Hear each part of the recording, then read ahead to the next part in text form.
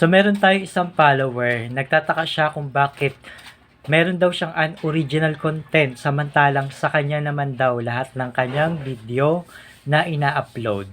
So guys, dito mag-ingat po tayo kapag po tayo, tapos ang sabi pa niya rito, hindi pa naman daw siya monetize pero na-demonetize na siya. So, ang ibig sabihin po nun, kahit hindi po tayo monetize, pwedeng hindi po tayo bigyan ng mga tools. Katulad po ng stream ads, ads on reels, or stars. Yan, hindi po tayo bibigyan yan. Kahit hindi pa po tayo monetize, ganun po yung magiging epekto sa atin.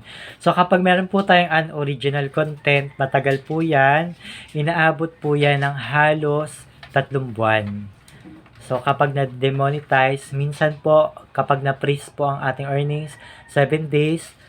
Tapos, pag na-ulit, nasundan ng violation, aabutin po siya ng 3 months. Or worse, 3 months pataas or hindi na po, or madi-disable na po ang ating account kapag sunod-sunod pa na nagkaroon tayo ng violation. So, balik po tayo sa topic natin. So, bakit nga po ba siya nagkaroon ng unoriginal content samantalang ang sabi po ni ma'am ay halos lahat ng kanyang video na ina-upload ay kanya original. So, tingnan po natin yung kanyang mga ina-upload. So, pagtingin ko po dito sa kanyang long videos, okay naman po lahat.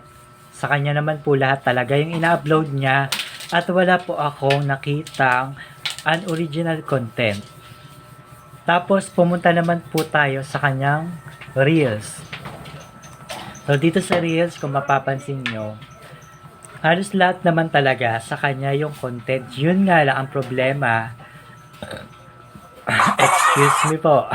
Yan, katulad po nito, meron po siya na dobleng upload. So, ayan po yung iingatan po natin dahil kapag po na doble yan, magkakaroon po tayo ng unoriginal content.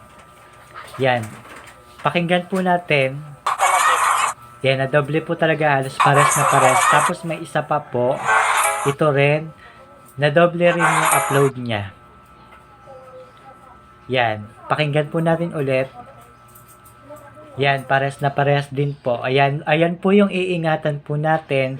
Siguro marahil napagsasabay po natin yung pagre-reels, tapos yung trabaho, nakakaligtaan natin. Minsan, may mga instances din po na kapag nag-upload po tayo ay hindi na-upload. So, marami po akong post na nakikitang ganyan.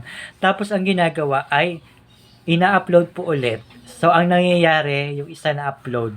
Tapos, wala po tayong kamalay-malay, yung isa na-upload din pala. Tapos, sa sobrang busy po natin ay hindi na po natin napapansin na nadoble po pala yung na-upload nating video. Kaya po tayo nagkakaroon ng unoriginal content. So, yun lamang po. Sana po may natutunan kayo sa aking tutorial. Thank you. Follow for more.